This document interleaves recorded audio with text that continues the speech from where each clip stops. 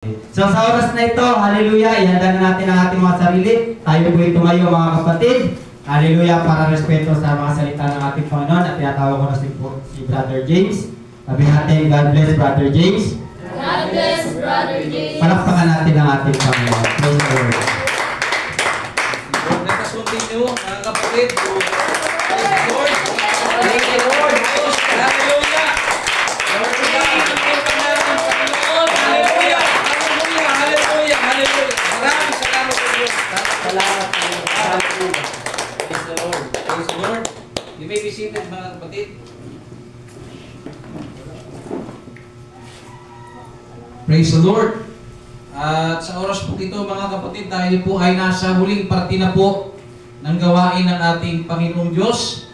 At ihanda po natin ang ating mga puso, ang ating mga kaisipan patungkol po sa bagay na ating pag-aaralan sa oras na ito, sapagkat ito po ay bagay na kung saan ay kapupulutan po natin ng mga aral.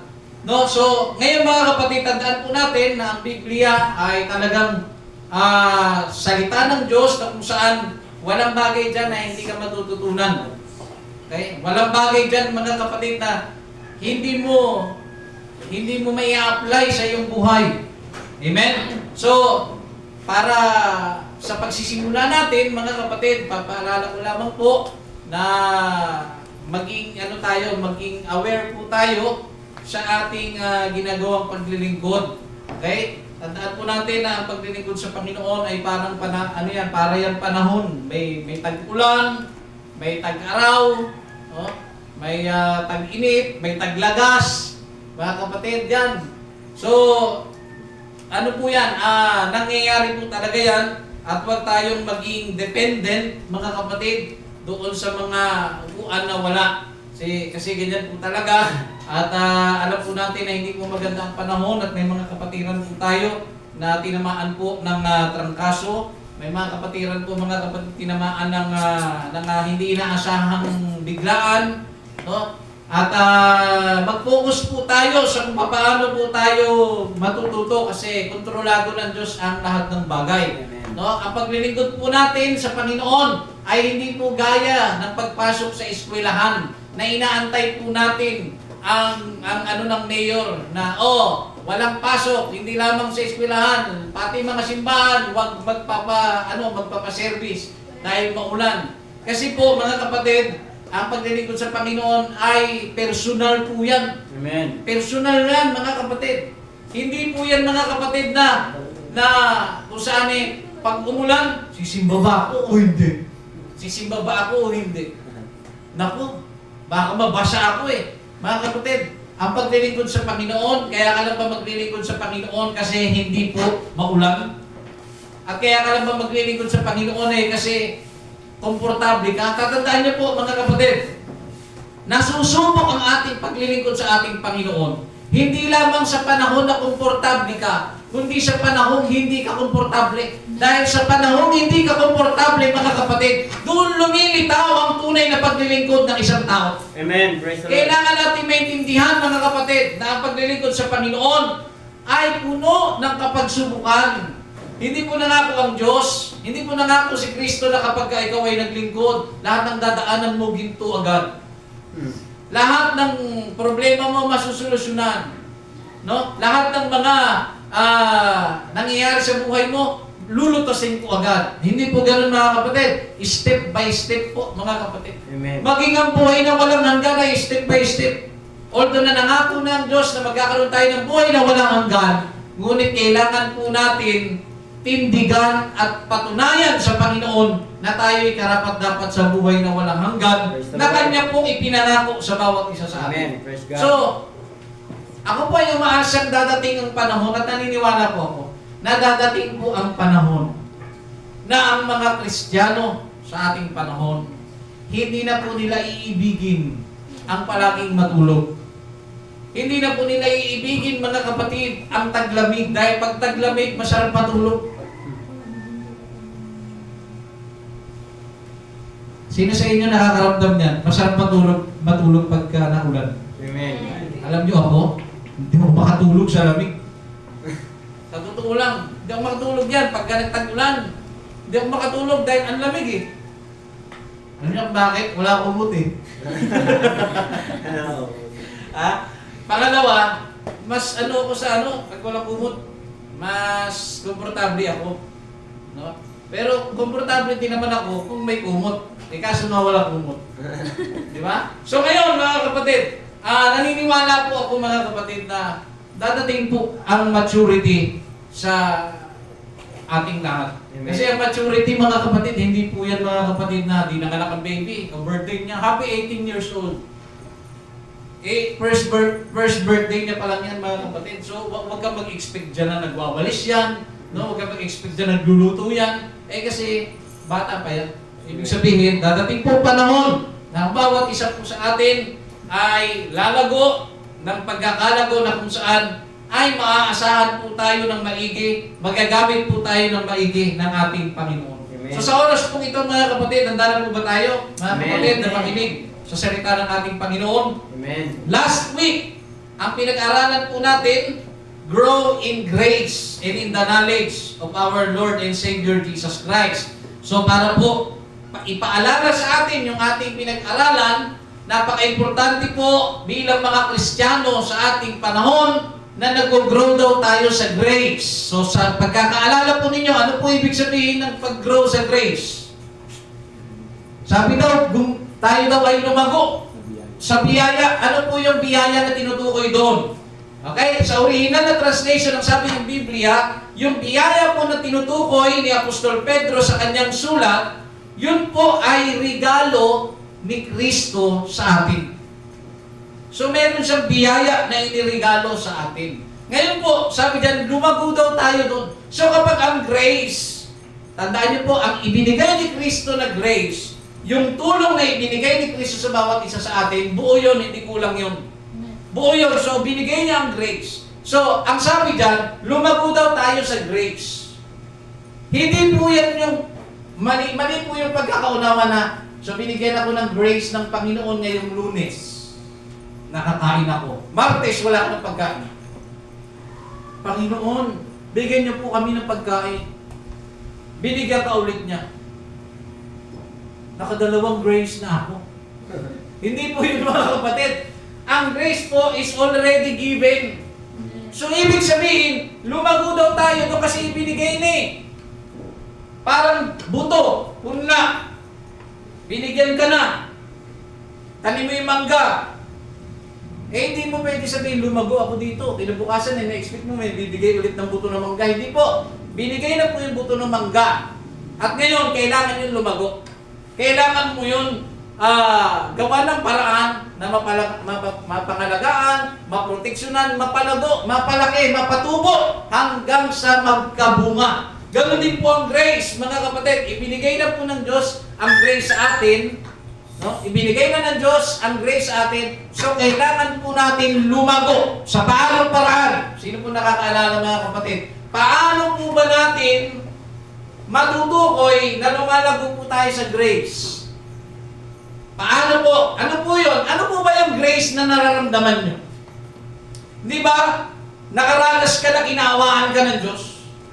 So ngayon, hindi ka ulit mag-aantay na kaawaan ka. Kinaawaan ka ng Lunes, kinaawaan ka ulit ng Martes, ganoon eh. Hindi ganoon yun mga kapatid. Yung awa, nandito na yun. Lunes, Martes, kahit patay ka na, ang grace na nanatili.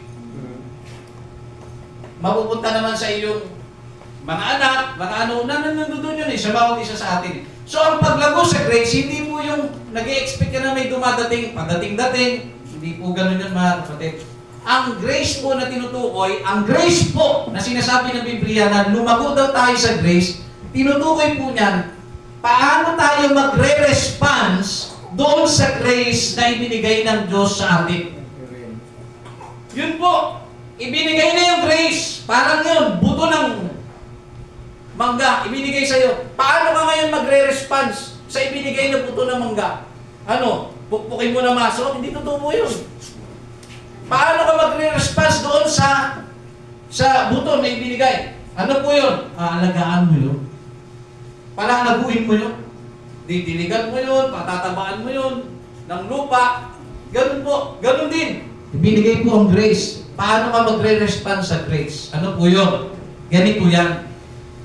Di ba naranasan natin lahat na inawaan tayo ng Diyos? Dahil sa kahabagan ng Diyos, nandirito tayo. Tama? Amen. Pero bakit? Nung naramdaman mong nahabag sa iyo ang Diyos, ang sarap sa pakiramdam. Pero bakit ang response natin sa kahabagan ng Diyos, mga kapatid, ay galit sa iyong kapatid? Galit sa iyong kapwa? Galit sa iyong ina? So ano po ibig sabihin nun, mga kapatid? Nung nagkaroon ng grace, sabi nga naman, amazing grace, how sweet the sound. Na iniligtas ka ng Panginoon. So, yung grace, iniligtas ka. Ayan may kanta eh. Na iniligtas ako ng Panginoon dahil sa kanyang biyaya. So, anong response mo doon sa pagliligtas ng Diyos sa iyo? Ibigay mo yun sa iyong sa tao. Ibigay mo yun sa kapwa mo. Na hindi rin sila ligtas eh. Dahil sa biyaya, nakakilala ka sa Panginoon. So ngayon, ang response mo sa Panginoon, mga kapatid, doon sa grace, para mapalago mo yung kaligtasan, kailangan gamitin ka ng Diyos at magpagamit ka sa Panginoon para iligtas ang ibang tao. Ganun po yung paglago sa grace. Sa blessing din, mga kapatid, alam mo ang pakiramdam ng binibigyan ka. Tama? Nang nireregaluhan ka. Alam mo yung pakiramdam nun. Alam mo yung pakiramdam na walang-wala ka, bigla may tutulog sa iyo ang sarap sa pakiramdam nun. Paano ka magre-response doon sa grace na nararanasan mo na kung ikaw nga hindi ka dapat na tao, nabibiyayaan ka ng Panginoon, ikaw ay pinagpapala niya, paano ka magre-response? Paano po? Nakakakita ka rin ng tao na mangailangan. Nakakakita ka rin ng tao, mga kapatid, na kapos sa pangangailangan. So, paano ka magre-respond sa grace na tinatamasa mo? I-apply mo yung grace na nararamdaman mo, na maramdaman din ng iyong kapwa, yung nararamdaman mo at tinatamasa. Yun po yung paglago, mga kapatid, sa grace. Naunawa natin, mga kapatid. So, dapat malago na tayo sa grace. Dapat noon pa tayo malago sa grace, mga kapatid. No? Ano kung malago na tayo? Ang problema lang, hindi lang natin naintindihan kung paano at paano magre-respond sa grace. Yun pala yun. Kaya pala pag naaawa ako sa aking kapatid, nireregaluhan ko siya, ibig sabihin pala nung nararamdaman ko na yun, naawa, lumalago pala ako. Yan. So yun po dapat ang maintindihan natin, mga kapatid.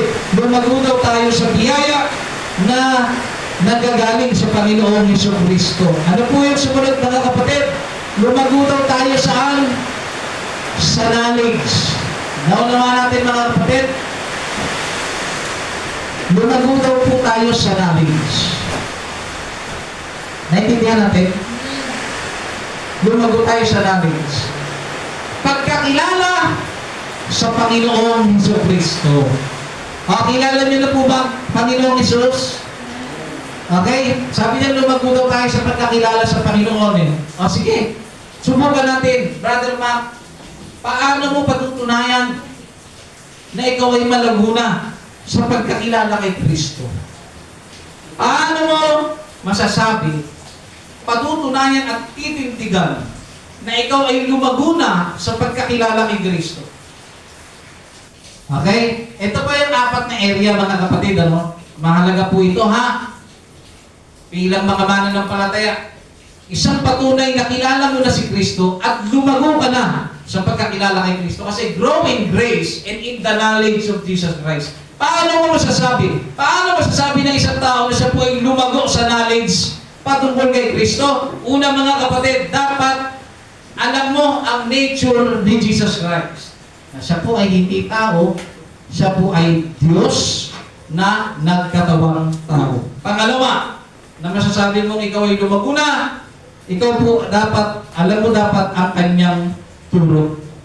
Mga turo ni Kristo, dapat alam mo po yan. Sumunod, mga kapatid, dapat alam mo ang kanyang actions. Kung paano po kumilos, kung paano po mabuhay si Kristo, dapat alam mo yun. Dapat nabasa mo yun. Dapat na-experience mo yun sa iyong buhay. Sumunod po, mga kapatid, dapat alam mo ang kahalagahan ng pagkamatay ni Kristo.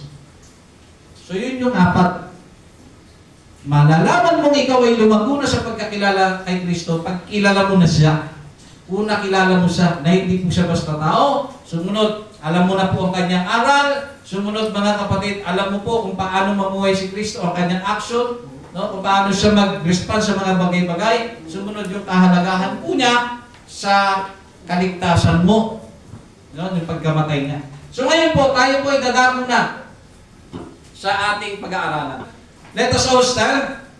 Buksan po natin ang ating Biblia dito po sa Galatians chapter 5 verse 16 hanggang 17.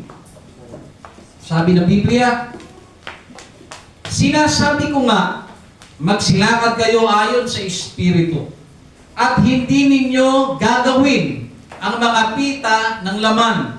17. Sapagkat ang laman ay nagnanasa ng laban sa Espiritu, at ang Espiritu ay laban sa laman, sapagkat ang mga ito ay nagkakalaban upang huwag ninyong gawin ang bagay na inyong ibigin. Let us bow our heads, mga kapatid. Let us pray. Ama namin, Diyos na nasa langit, hiningi po namin, O Diyos, ang inyong basbas sa oras na ito, na bigyan niyo po kami ng kaalaman at karunungan, pag-unawa, na maunawaan po namin ang mga salita niyo po na aming pag-aaralan. Panginoon, akin po ipinakikiusap sa iyo, Ama, na kung iyong loobin, marapatin, Panginoon, bigyan niyo po sana kami ng tahimik na araw, Panginoon, na inyo po munang itigil, Panginoon, ang ulan na ito. Nang sa ganun kami po ay makapaglaan, makapagtuon ang aming mga kaisipan, ang aming pakinig sa aming pag-aaralan. Panginoon, nagtitimala po kami sa iyo na ito po ay ibibigay mo po sa amin. Panginoon, umaasa po kami na kayo po ay kikilos sa araw na ito, ipapahayag mo sa amin na ikaw ay dakila at ang iyong mga gawa ay muli namin masasaksihan sa araw na ito. At nawa, Panginoon, i-restore niyo po ang bawat kapatid. Kung may nangihina sa amin, bigyan niyo kami ng kalakasan.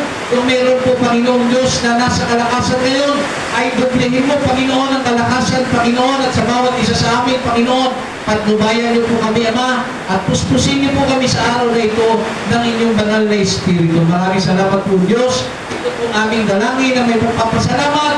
Sumayin niyo po ang kapurihan, ang kaluwalhatian at ang kadakilaban pa sa walang hanggan sa pangalan ng Panginoon Jesus. Amen. Praise the Lord. You may be seated, mga kapatid. Praise the Lord. So sa oras na ito, mga kapatid, ang paksa na ating pag-aaralan, walk in the Spirit, o sa wikang Tagalog, lumakad sa Espiritu. Okay? Walk in the Spirit. Ang Galatians chapter 5 verse 16 hanggang 17 ay isinulat po ni Apostol Pablo, mga kapatid, sa mga mananampalataya sa Galacia, na sinasabi, mga kapatid, magsilakad kayo ayon sa Espiritu.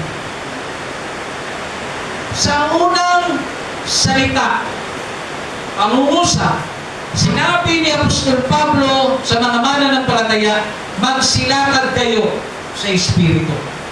Sa ating pong panahon, mga kapatid, dapat po natin maintindihan ang mga nangyayari sa ating panahon at mawala po yung question sa ating kaisipan na bakit may mga tao na kung saan ay nakakilala naman sa Panginoon, pero bakit parang hindi nagbabago? May mga taong nakakilala naman sa Panginoon, pero bakit parang hindi ko makita ang Panginoong Hesus sa kanyang buhay? May mga ganun po, mga kapatid, na question. May mga ganun pong sumasagi sa isipan natin. Bakit ganito? Bakit ganyan? Subalit dapat natin maintindihan sa isang sulat ni Apostol Pablo, sinasabi niya sa ating mananampalataya na huwag tayong magsilakad ayon. At kung meron ka ba nakikita mga tao na hindi lumalakad sa Espiritu, ito po ay dapat nating maintindihan na hindi po lahat ng mananampalataya ay lumalakad sa Espiritu. Naunawaan natin, mga kapatid. At ang sabi niya, huwag ninyong gagawin ang mga pita ng laman. May mga kapatid sa pananampalataya, mga kapatid, na kung saan Hindi mo na nga makita ang Panginoon sa kanilang buhay. Nakikita mo pa ang dati nilang ginagawa. Yung bagay na dating inalisa nila, ngayon makikita natin silang bumabalik sa dating pamumuhay. Ang sabi sa 17, sapagkat ang laman ay nagdanasa ng laban sa Espiritu. Pinaniniwanag sa aral na ito, mga kapatid, kung bakit dapat natin lumakad sa laman, sa Espiritu, kung bakit kailangan natin lumakad sa Espiritu, sinasabi ni Apostol Pablo, sapagkat ang laman, yung katawan natin, itong laman na ito, mga kapatid, ay nagdanasa ng laban sa Espiritu. Okay?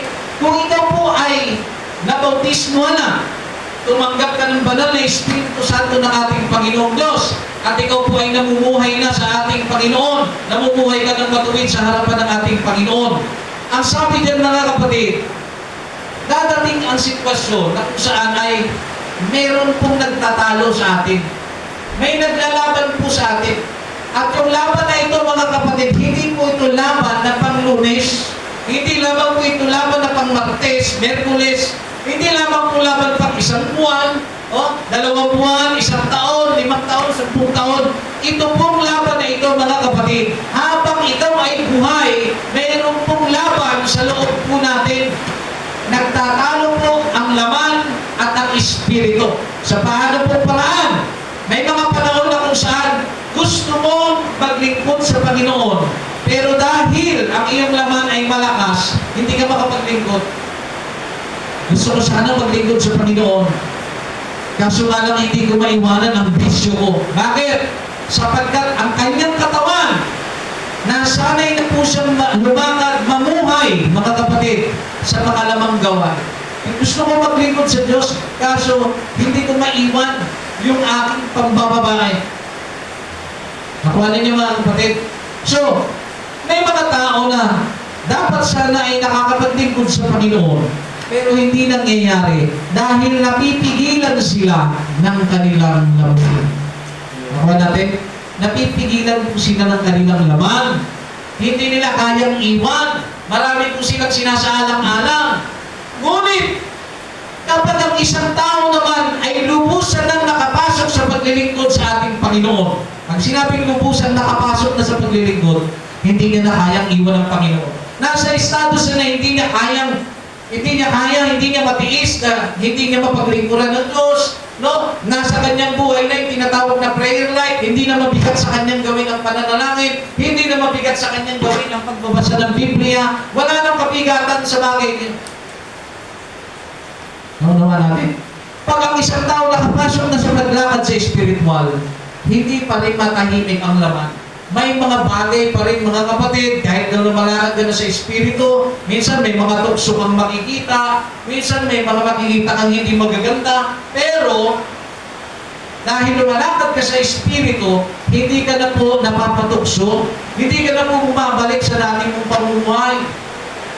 Diretso ang tindig mo, diretso ang iyong paglilingkod sa Panginoon na unawa natin. Pero kapag ikaw ay naglilingkod sa Panginoon, atras abante, dahil napipigilan ka ng laman mo, napipigilan ka ng mga bagay-bagay sa sanlibutan, mga kapatid, hindi ka po makakatuloy-tuloy sa Panginoon. Naunawaan natin, mga kapatid? Naunawaan po ba natin? Ngayon, how to know if someone is walking in the Spirit? Ito nga, pag-aaralan natin ito. Paano natin malalaman na ang bawat isa sa atin ay lumalakad sa Espiritu? Kapag sinasabing lumalakad sa Espiritu, namumuhay ka ayon sa Espiritu. Namumuhay ka ayon sa kalooban ng ating Panginoon. Ngayon, ano po, paano natin malalaman if someone is walking in the Spirit? Sabi rito, to determine if someone is walking in the Spirit, according to Galatians chapter 5, verse 16 hanggang 17, sabi diyan, one should observe. Itin ko po. One should observe if they are consistently resisting the desires of the flesh and actively pursuing the fruit of the Spirit. Sa wikang Tagalog, mga kapatid, Para na malaman po natin ang isang tao ay lumalakad sa Espiritu. Pakinggan niyo po. Ito po yung tao, mga kapatid, na kung saan consistent po siya. Tuloy-tuloy po siya na nilalabanan yung desire, yung nasa ng kanyang laman. Kasi araw-araw po may desire po ang ating laman. Meron pong ginugusto ang ating laman. Lagi itong may gusto. At tandaan niyo po, ang gusto ng laman natin, yun yung mga bagay na ayaw ng Espiritu. Pag namumuhay ka na sa Espiritu, pag may ginawa kang masama, nakakaramdam ka ng nakukonsinsa ka. Nakuha ninyo mga kapatid. Ngayon po, para malaman mo ang isang tao na siya po ay namumuhay ayon sa Espiritu, consistent po niyang nilalabanan ang kanyang laman. Bagamat nag-i-struggle, gusto niya manigarilyo, gusto niya mag-inom, pilit niyang nilalabanan at pilit niyang inilalapit ang kanyang sarili sa Panginoon. Yan po ang isang sinyales na ang isang tao, mga kapatid, ay lumalakad sa Espiritu. Naman natin, mga kapatid. Yung tipong nagagawa mong taklihan yung mga bagay na ikapapahabak mo at talagang tunitindig ka, consistently ka, mga kapatid, na isinusuko mo buhay mo sa Panginoon. Ayaw ko nang gawin yan, kahit natutugso ka, hindi mo pa rin pinakagat, hindi mo pa rin pinapatulan, lumalakad ka sa Espiritu, mga kapatid. Yun po ay unang sinyalis na ikaw po ay lumalakad sa Espiritu. Amen. Pero kung ikaw ay isang tao, mga kapatid, tara, yun tayo. O sige, ito sa akin 20. Lagi ka na lang, doon ang gusto mo. Lagi na lang pang sardibutan, lagi na lang pang laman, no? Pagbababae, pagtutungit, paggagala, yan ang gusto ng katawan eh.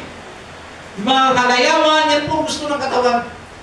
Pero ang taong lumalakad sa Espiritu, lagi niyang gustong manalangin, magbasa ng Biblia, dumalo sa gawain. Yan po ang mga taong lumalakad sa Espiritu. Ngayon po, mga kapatid, sabi diyan, consistently resisting the desires of the flesh and actively pursuing the fruit of the Spirit. So ngayon, inaalis nila sa kanilang buhay ang pamumuhay sa laman. At pinupursu nila, mga kapatid, no? Pinagpapatuloy nilang makamit na maisabuhay ang fruit of the Spirit. Ang sabi diyan, sa Galatians chapter 5, verse 22 to 23, ang isang taong lumalakad sa Espiritu at may Espiritu ng Diyos, ang sabi diyan, meron daw siyang pag-ibig, kagalakan, kapayapaan, katsagaan, kabaitan, kabutihan, katapatan, kahingamunan at pagpipigil sa sarili. Siya po yung bunga na yan, mga kapatid. Nasa kanya po yan. Once na ang tao po lumalakad sa Espiritu, ang 9 fruit of the Spirit, nasa kanya po yun, mga kapatid. Naunawaan natin, mga kapatid. Ngayon po, anong klase ng pamumuhay ang meron sa isang tao na lumalakad sa laman? Lumalakad sa laman, mga kapatid. Galatians chapter 5, verse 19 hanggang 20, pakinggan niyo po. At hayag ang mga gawa ng laman sa makatwid ay ang mga ito: pakikiapid, karumihan, kalibugan, pagsamba sa Diyos-Diyosan, pangkukulam, mga pagtataliman, mga pagtatalo, mga paninibugho, mga pagkakaalitan, mga pagkakampi-kampi, mga pagkakabahagi, mga higwang pananampalataya. So ito po, ang isang taong walang Panginoon sa kanyang buhay, lumalakad yan sa laman. So ngayon, pag siya po ay lumalakad sa laman, may mga sintomas po yan ng isang tao lumalakad sa laman. Parang ganito yan. Ano po ang sintomas ng isang taong nagsasabi? Lubog pa nga, laki mata, laging balisa, laging tamang hinala. Yun ang sintomas. Kaya nga, di ba, minsan may biruan, wow, positive ba? Di ba? Ganun din. Paano mo malalaman ang isang tao lumalakad po, mga kapatid, sa laman? Sabi dyan, ang unang-una sa listahan, huwag niyo malilimutan. Ang mga ito. Una, pakikiapid. Bakit daw po? Yung isang taong lumalakad sa laman, meron po siya, kasi hindi naman po lahat ng tao nakikiapid eh. Yung iba magnanakaw lang eh, pero ayaw talaga nilang Pero kadalasan talaga, lalo na sa lalaki at babae, pag sinabing pakikiapid, ito po yung sitwasyon na kung saan hindi po kasal no? Hindi kasal, binata, dalaga, no? O basta hindi siya kasal. So kapag may nangyayari po sa kanila mga kapatid, yun po ay pakikiapid. Amen. So kapag ikaw po ay namumuhay sa pakikiapid, hinahanap-hanap po yan ng iyong katawan. Bakit po mga kapatid? Di ba? Kaya mo hinahanap-hanap kasi doon masaya ang iyong katawan. Naunawahan po natin. Amen. So pag lumalakad ka sa laman, lumalakad ka sa pakikiapid, doon ka masaya. Ano pa? Maruming pamumuhay. Lumalakad ka sa kalibugan. Sumasamba ka sa Diyos, etc. At ang sabi po niyan mga kapatid, mga kapanaghilian. Pag sinabi kapanaghilian, mga inggitan. Kapag ikaw po pala ay inggitero, Kristiyanong inggitero, ikaw po ay lumalakad sa laman. Pag inggitero ka, inggitera ka, ibig sabihin, kahit pwede ka pala mag-worship na inggitera ka. Amen. Pwede ka pala mag-pray na inggitero ka. Ibig sabihin mga kapatid, meron pong dual situation na nangyayari. Tingnan nyo ha, pwede ka pala maging prayerful na nakikiapid ka. Na gumagawa ka ng masama. Pero tinatago mo ang sarili mo sa salitang prayerful. Pero yung paglakad mo, yung nakikita ng tao, hindi mo maitatago. Amen. Okay? So ngayon po mga kapatid, mga kapanaghilian, mga inggit, ano pa? Mga paglalasing, mga kapatid, mga kalayawan, at mga katulad nito. So wag po natin sasabihin, hindi kasama dyan ang pagsasyabu. Wala dyan nakalagay. Ang sabi ng Biblia, at ang mga katulad nito. Ang tanong ko po, yung binasa po ba natin, nakakabuti sa katawan natin, nakakabuti sa buhay natin o hindi? Di ba hindi nakakabuti? So kung hindi nakakabuti ang lahat ng nabanggit, ang sabi dyan, at ang mga katulad nito. Ano po yung katulad nito? Yung katulad po ng mga masasamang gawain na yun. Kasi kung ilalagay po ng Panginoon, isusulat po sa Biblia ang lahat ng mga uri ng kasamaan. Yung Matthew nga yung Jude nga hindi mo matapos-tapos ilalagay mo pa lahat dyan. Nakuha ninyo? Sinabi lamang po dito, yung most common thing na ginagawa po ng tao. Nakuha natin? Yung ginagawa ng tao. So kasama po dyan ang mga pagtutungit, no? Mga paninirang puri, kasama po yan. Ngayon po, sabi dito, key indicators of walking in the Spirit. So ito naman mga kapatid, dito po tayo magpo-focus. Meron po tayong 7 pag-aaralan, no? 7 key indicators of walking in the Spirit. So, dito natin pag-aralan. Paano natin matutukoy? Paano natin malalaman ang isang tao po mga kapatid ay lumalakad sa Espiritu? Handa na tayo mga kapatid? So, gaya na sinabi ko last week, tandaan niyo po, pagka tumama ang salita ng Diyos, kapag tumama ang salita ng Diyos sa iyo, di ba na pag-aralan natin, don't take it personally. Take it spiritually. Take it spiritually. At kapag tinig mo na siya ng spiritually, huwag mo siyang iti-take ng carnally. Bakit? Pag tinig mo, tinanggap mo salita ng Diyos ng pagiging carnally, o pagiging karnal. Pag sinabing karnal, makalaman. Ulitin ko Pag narinig mo ang salita ng Diyos at tinamaan ka, huwag mo siyang tatanggapin carnally.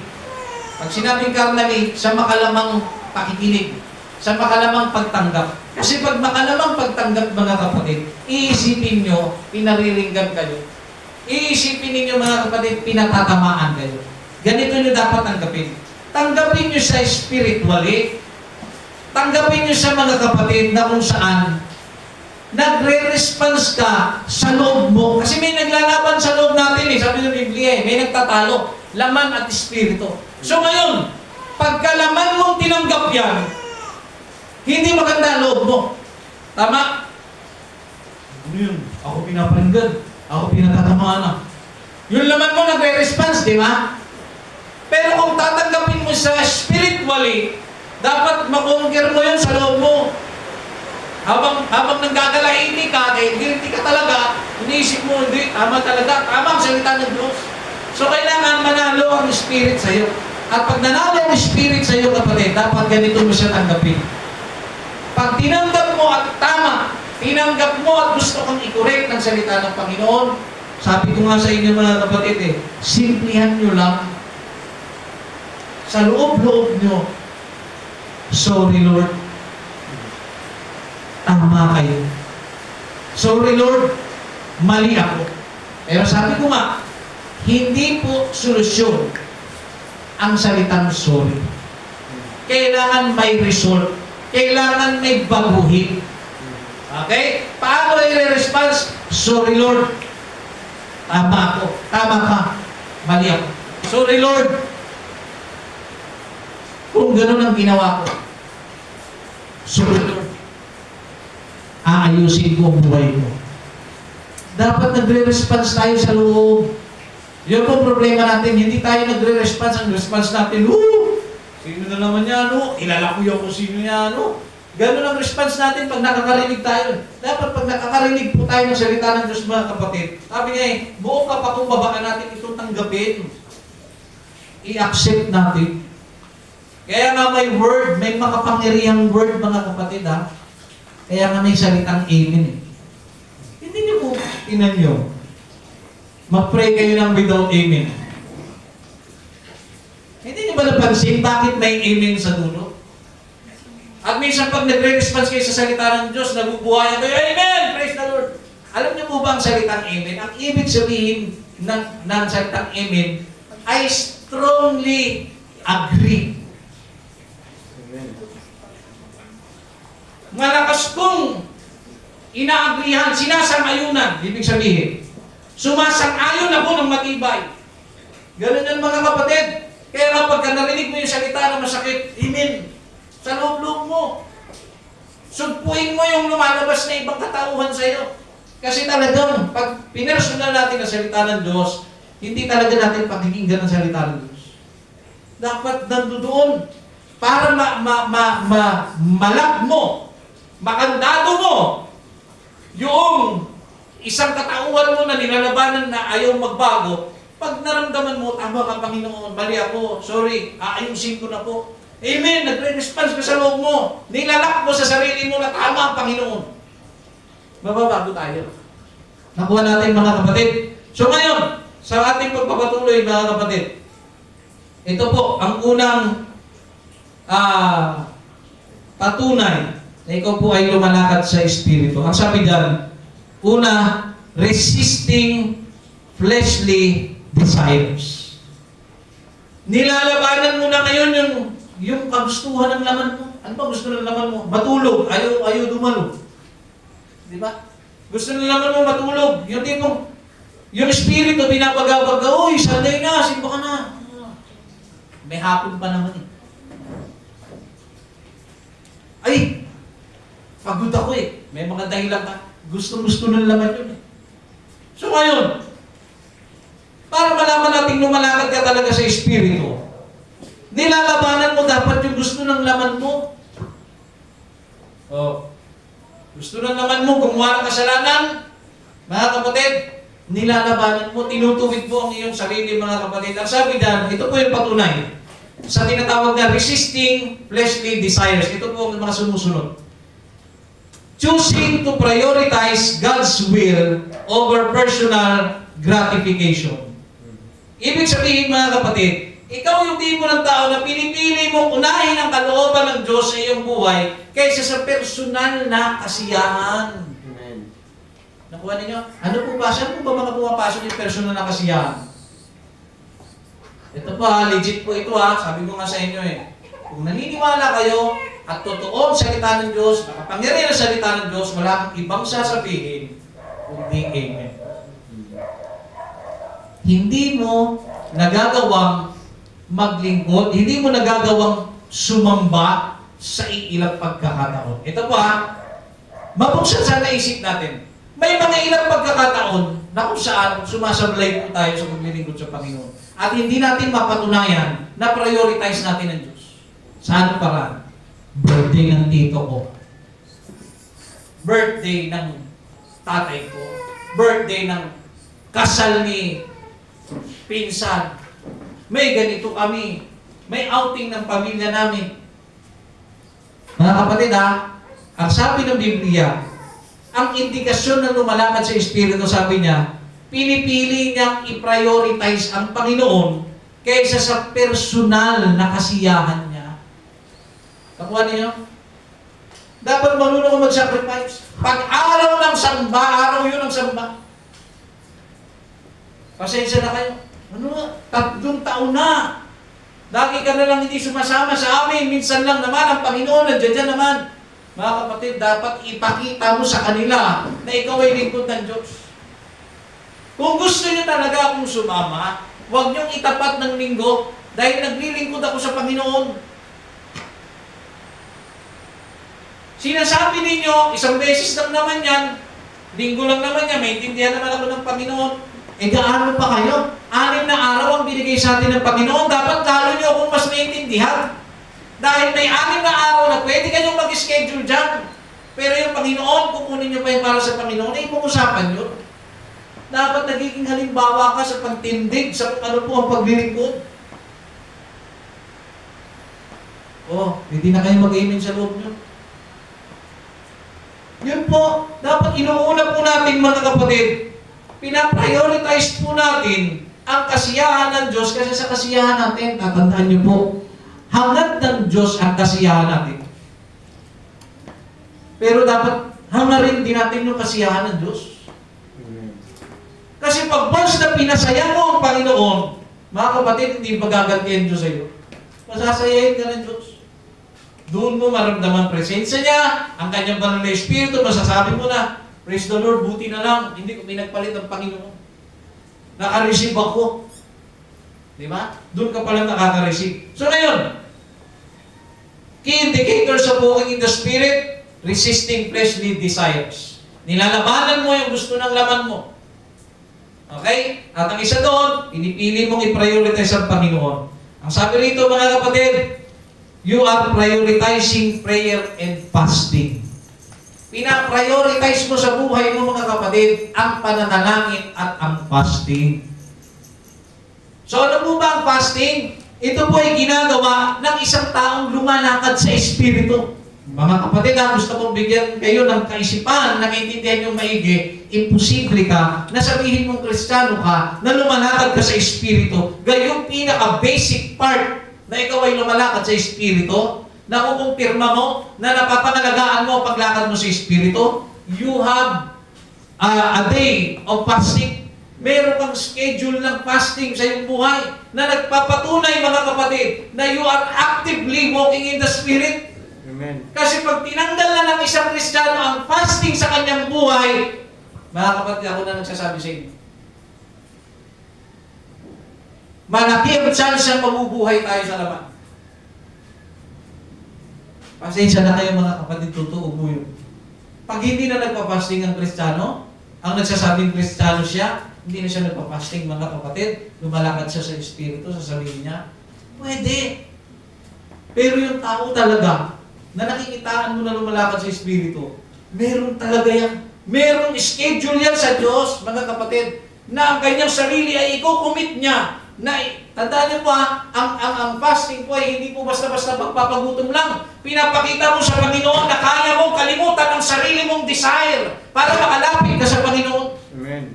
Praise the Lord. Kasi doon ka nagkakaroon ng mas matinding prayer life Kapag ikaw po ay nagkaroon, mga kapatid, na tinatawag ng schedule ng fasting. Pag sinabing fasting, hindi ka kumakain at hindi ka rin umiinom ng tubig.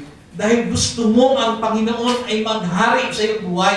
Gusto mong lumakad ka sa Espiritu. Nakuha ninyo? Amen. Huwag sanang maging alamat ang tinatawag na fasting. Na ito'y dadaan lang sa ating tenga. Pagkatapos, okay. Naniniwala ba kayo na ng fasting? Amen! Namas pa. Ginagawa ba natin? Yun po dami pong benepisyo ng fasting. Sa mga susunod na panahon, pag-aaralan natin ano po ba ang benepisyo ng fasting. Napakarami pong benepisyo ng fasting, mga kapatid. So yun po, prioritizing God, at hinahanap po ang kasiyahan ng Panginoon at hindi yung kasiyahan mo. Sunod, pinaprioritize mo, mga kapatid, ang prayer and fasting. Number 2, siguro dito ko na lang ito tatapusin, mga kapatid. Next week natin ito tapusin at kulang po talaga tayo sa oras dahil late na tayo nagsimula talaga kanina. No? Ngayon, paano natin malalaman na lumalakad po ang isang tao sa Espiritu? Sabi diyan, bearing the fruit of the Spirit. So, meron po siyang bunga ng banal na Espiritu. Ang sabi po diyan, mga kapatid, nakikita ang bunga sa Kanya. Hindi lamang po sa isang araw, kundi bawat araw. Nandoon ang bunga ng Espiritu. Ano po yung bunga ng Espiritu, mga kapatid? Alam niyo, mga kapatid, ito rin yung ito po yung challenge sa atin. Okay? Mga kapatid, pakinggan niyo po ako. Sino ang mga nakareceive na ng banal na Espiritu? Majority sa atin nakareceive na. Pero ang challenge sa atin, kung talagang nakatanggap ka ng banal na Espiritu, ano-ano ang bunga ng Espiritu? Di ba? Dapat po, nagbibigay tayo ng oras. Sinasaulo po natin. Ano ang bunga ng Espiritu? O sino makakabisado? Hindi ko po ito sa i-recite para lang magyabang sa inyo. Ang bunga ng Espiritu unay, pag-ibig, kagalakan, kapayapaan, katsagaan, kabaitan, kabutihan, katapatan, kainahunan, at pagpipigil sa sarili. Kasi pag yan po ay nasa puso't isipan mo, pag ano ka na, di ba? Gustong-gusto mo nang maging dragon, ipapaalala sa'yo. Kaya sabi ng Biblia, ang papel ng banal na Espiritu ay magpaalalahanan ka. Sumablay ka man, mga kapatid, no? Sumablay ka man, may isa pang backup. Bigyan ko kayo ng halimbawa. Galit na galit ka. Nakagawa ka ng hindi maganda sa iyong kapwa. Nakagawa ka ng hindi maganda, mga kapatid. Nakapagsalita ka o gumawa ka, na kumilos ka hindi maganda, eh wala na eh, nandoon na, nangyari na eh. Pero kagandahan kasi, may backup. Di natapos na. May realization nangyayari. May ipapaalala ulit sa iyo. Sumablay ka sa pag-ibig. May isa pa, kagalakan. Wala yung kagalakan sa iyo eh. Kapayapaan, katsagaan, kabaitan, kabutihan, kayo ng katapatan. Pagpipigil sa sarili. Lahat nagpapaalala sa iyo. Sumablay ka ng isa, may 8 pang natitira. Sinablay mo yung 2, mayroon pang 7. Sinablay mo lahat.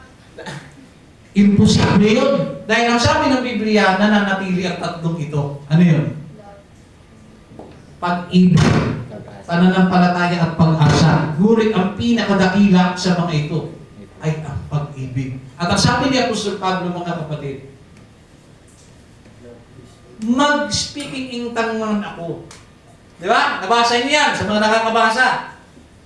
Nakakapag-speaking in tongue si Apostol Pablo ng higit sa kahit kanino, mga kapatid. Yan po ang sinabi sa Biblia.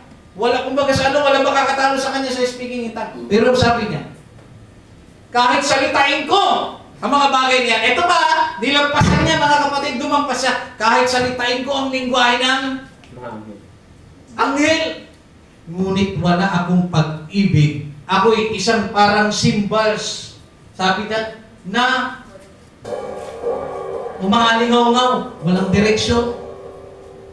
So ang pag-ibig, mga kapatid, may isablay mo yung siyang hindi mo mawala ang pag-ibig. Bakit? Paano mo nasabi? Diba? Sa kauli-ulihan yung pagkakataon eh.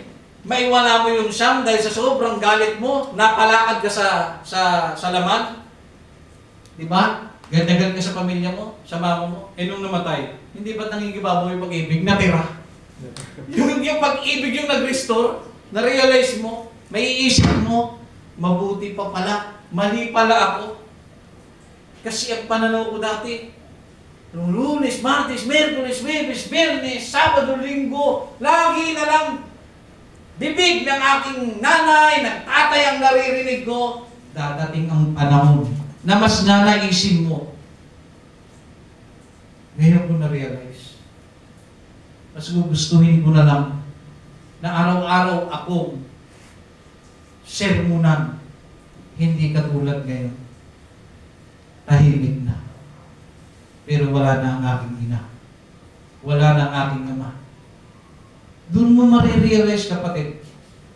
Marirealize mo na, mas piliin ko na lang kahit maingay sa bahay.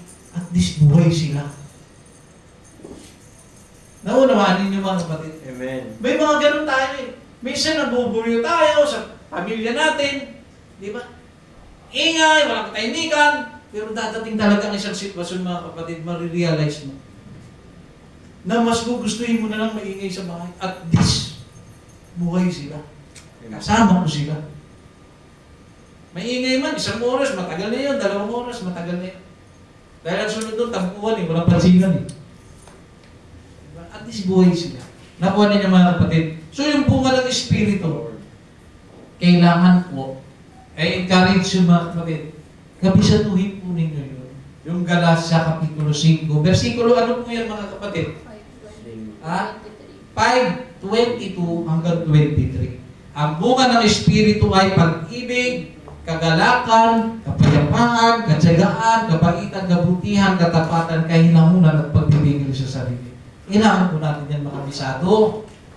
Hindi ko po yan inuutos, pero dapat maramdaman natin kung gaano siya kahalaga. Yung epekto niya, mga kapatid, sa oras na siya po ay kabisado mo, mayroong magpapaalala sa iyo. Kasi sabi ng Panginoon, ang Espiritu Santo ay tagapagpaalala. Paano ka papaalalahanan dahil wala naman pumasok sa puso't isip mo? Nakuha ninyo mga kapatid. Kaya napaka-importante sa pakikinig po natin, lagi po natin ilagay sa ating puso ang napapakinggan natin dahil magagamit po natin yan sa tamang panahon. Okay? Naunawaan natin mga kapatid. So dito, para malaman po natin na tayo po ay lumalakad sa Espiritu, meron pa po tayong natitirang 5. So wala tayong oras. Naubos na mga kapatid. So hanggang dito na naman po tayo. Subalit sa oras na ito, gusto ko po ito tapusin sa sitwasyon ganito mga kapatid. I-prioritize ninyo kaligayahan ng Diyos. Dito ko gusto tapusin. I-prioritize natin mga kapatid. Kasi hindi natin basta lang napapatunayan na napapriority natin ang Panginoon dahil lang kaya natin magsimba kasi walang kaagaw. Nakuha ninyo? Wala ka kasi iba gagawin. Pero kapag may mga event sa buhay mo, doon na susubok ang iyong pagkatao. Kung lalakad ka pa sa Espiritu, i-ignore mo ang mga event ng buhay mo at sisikapin mo na ang Diyos ang puntahan. Praise the Lord. Yung nasabi ko ito sa inyo mga kapatid sapagkat ako may experience dyan. Kasal ng aking pinsan, hindi ko dinaluhan dahil linggo po yan mga kapatid. Ilang beses kami nag-reunion ng aking angkan dahil linggo hindi po ako umayag mga kapatid. Kasi hindi sa ganung sitwasyon mga kapatid, hindi ko na po iisipin yung sasabihin ng tao eh. Isipin mo anong tingin sa iyo ng Panginoon. Sa tuwing lagi na lang mga kapatid, ang kaagaw ng Diyos sa buhay mo ay ang event ng buhay mo. Dapat mga kapatid, i-prioritize natin ang Panginoon. At magagawa mo lang siyang na-prioritize kapag ka namuhunan ka sa prayer and fasting. Ang prayer and fasting ang pinaka-mabigat, pinaka-malaking puhunan mo para makapagpatuloy sa paglilingkod sa ating Panginoon. For the last, bago tayo magtapos, naalala niyo si Panginoong Isus, ang Panginoong Jesucristo, bago siya nagsimula ng kanyang journey, ano pong ginawa niya mga kapatid? Nag-ayuno po siya. 40 araw. Nag-ayuno siya. Hindi siya kumain, hindi siya uminom. At nung kanya na pong naganap ang pag-aayuno o pagpapasting, tsaka siya nagsimula, mga kapatid, ng lubusan sa kanyang ministry. Naunawa natin mga kapatid. So, ganun po. Mamuhunan kayo sa prayer. Alam niyo, sa prayer, dapat niyo unahin ninyo, Lord, help me to be a prayerful. Di ba? Kasi kung ikaw ay nag-pray na, Lord, help me to be a prayerful Christian. Ay, yun na yun. Kasi pag nasa prayerful situation ka ng mga kapatid, hindi na mahirap sa iyo. So hanggang dito na lamang po mga kapatid, nawa mga kapatid, ang lahat ay nabuksan ng ating kaisipan. No? Purihin po natin ang Diyos at ang pagpupuri sa Panginoon ay isang uri ng paglakad sa Espiritu. Huwag nating hayaan na uuwi po tayo na wala tayong ginawa na bagay para mapuri ang Panginoon. Huwag nating nahayaan na hindi natin maramdaman ang presensya ng Diyos, hindi natin maramdaman ang kanyang banal na Espiritu, yung tipong nandiyan ka lang, tumayo ka lang, tumaas ka ng iyong kamay, tapos uuwi ka na. Mga kapatid, walang fulfillment sa buhay mo pagkaganyan. Ngunit kapag ang iyong puso't isipan ay nakatuon sa kung paano ka makikinig, sa kung paano ka magpupuri, mga kapatid, sa ating Panginoon, at lagi mong hangad ang pasayahin ng Panginoon, hindi ako maniniwala na hindi ka mag-worship sa araw na ito. Pupurihin mo siya. Itutuon mo ang iyong isip sa Kanya. Ipaparamdam mo ang iyong pag-ibig sa Panginoon. Ipaparamdam mo na mahalaga ang Diyos. At kaya mong i-ignore, kaya mong kalimutan ang iyong sarili, mabigyan lamang ng kasiyahan ng ating Panginoon. Purihin po natin ang ating Panginoon.